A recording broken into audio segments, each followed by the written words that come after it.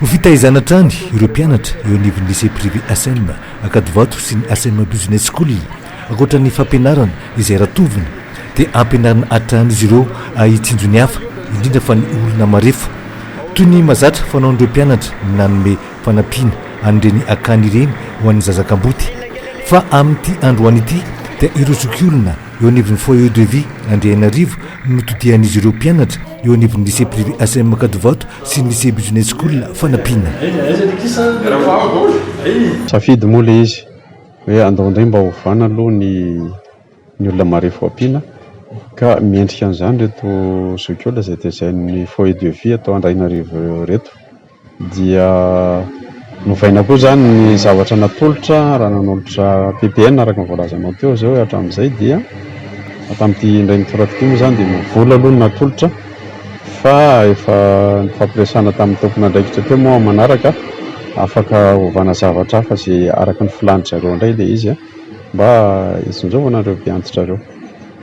Zokiolona 10 no taizana ao amin'ny foyer de vie ahitana vehivavy 930 sy lehilahy 720 manomboka 80 taona tsy manana fianakaviana na fidiram-bola nakasitrahan'ny tompona andraikitra ny fanampina nataon'ny lycée privé ASM Akadivato sy ny ASM Business School. Manoana fo zany mahita ny ankizy hoe mahatsapa hoe misy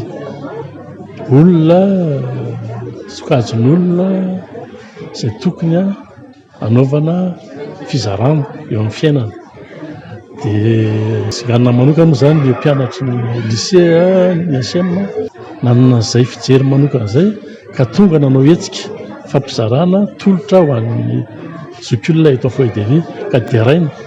deraina izay hetsika izay. Ankoatra ny fampianarana sy ny fanabeazana iainanay atao anatin'ny ASM dia mahavelom-bolo ny asa sosialy izay ataonay amin'ny mpiarabelona ivelan'ny sekoly. Ekena be da be ny olona marefa eto amin'ity tanintsika ity dia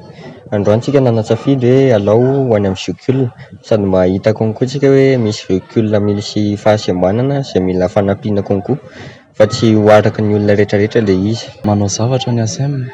ho an'ny tsy ho an'ny zokiolona moa zany fa ho an'ny taona lasa ako ny fahafantarantsika azy ho an'ny zazakamboty dia tena hoe mamola volan'ny sainy ankizy zany le izy mba ho lasa olona mahay mandraikitra sy olombanona eo anivon'ny fiarahamonitsika amin'izao fotoana izao. Hetsika manaraka ny fiaraha-miasan'ny lycée privé ASM Akadivato sy ny centre médical Lafanasina Ambotrakely izay iresana mahakasika ny santé et bien-être ny 20 mars ho avy izao.